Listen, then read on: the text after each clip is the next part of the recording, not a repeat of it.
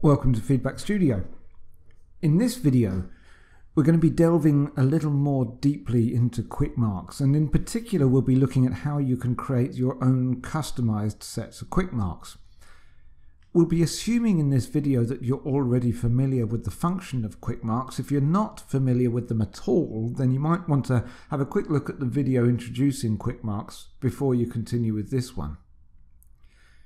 To be perfectly honest, it may only be when you have customized your Quickmarks that you will really start to appreciate how useful they can be. And this is partly because the default sets of Quickmarks that are already available are either not entirely appropriate to what you want, or the titles of them are actually so obscure that you can't remember what they mean. Things like RO, what does that mean again? Or WC, which always makes me giggle.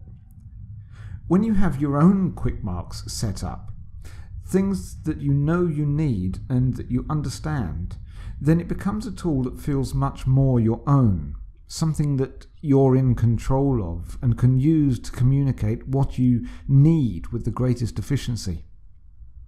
There are two parts to this process, of course, because if creating your own Quickmarks will get you part of the way there, then getting rid of all the ones that you don't need and organizing your Quickmarks is necessary to finish the job. Now, we're not going to be looking at how to organize your Quickmarks in this video. There will be a separate video to cover that, and you might find it helpful to look at that one after this. So here we're going to show you the two ways through which you can create your own Quickmarks, and show you some examples of Quickmarks that have been created by others to give you some ideas. Firstly, converting comments into Quickmarks. Developing your own custom Quickmark set takes time. Establishing the comments that you think are worth reusing often happens dynamically as you go. You'll be writing a comment, and then even as you do it, you'll be thinking to yourself, I seem to be saying this kind of thing a lot, or actually that's really quite a useful thing to hang on to. Let me give you an example of an experience that I had. I was reading an essay that set my teeth on edge by starting a sentence with a conjunction, and the grammatical bigot in me immediately dove in with a comment saying, "Don't start sentences with conjunctions." But then I had a fit of conscience, because let's be honest, starting sentences with conjunctions is something we do in common speech all the time. And anyway, linguists seem quite adamant that joining sentences in this way has been part of the grammatical fabric of language from the very beginning.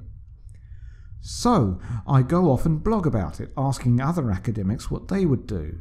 And from their responses, I collect together some excellent advice. And this helps me come up with something a little better. While it is possible to start a sentence with a conjunction, this is generally to be avoided, as it is more commonly used as a rhetorical device, and one which is very difficult to use without sounding as though the sentence has simply started halfway through. But after all that effort, I now have a rather lengthy Quickmark, and I don't particularly relish the prospect of having to type all of that out again every time I see a sentence with a conjunction at the beginning. Even worse would be to forget the whole thing, and for all the effort to end up lost and forgotten like a coin down the back of a sofa. So, having typed the comment, I decided it is worth saving and adding to my collection of useful Quickmarks. To do this, I simply click on the link, Convert to Quickmark. I need to give it a title, preferably one that will help me remember what it is, and I need to choose where to save it. I can always move it later on if I change my mind about where I'm saving it. This is something we'll look at in the video on organising your Quickmarks. Click on Save, and you're done.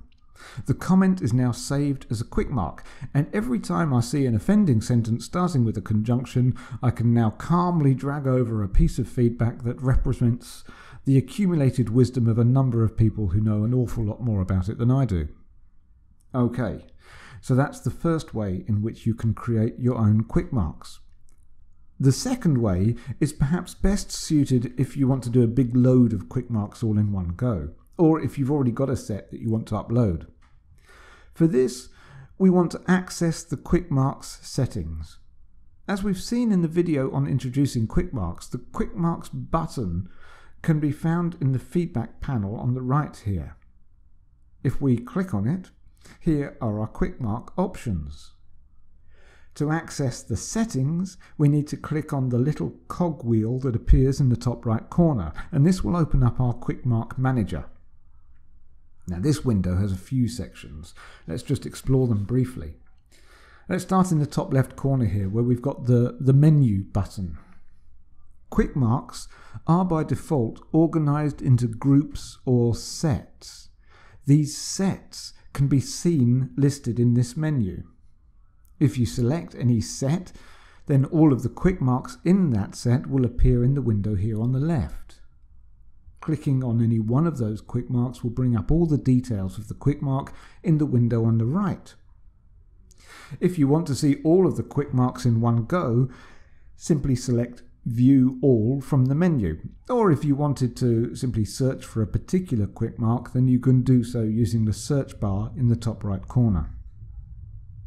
At any point, if you wanted to create a new Quickmark, you can do so by clicking on the plus sign in the blue bar just under the menu. This will bring up a blank Quickmark in the window on the right where you can add a title and a comment. Click on Save and you're done. Your Quickmark is now stored in your set and ready to use. In order to have quicker access to it, you might want to save it into one of the sets.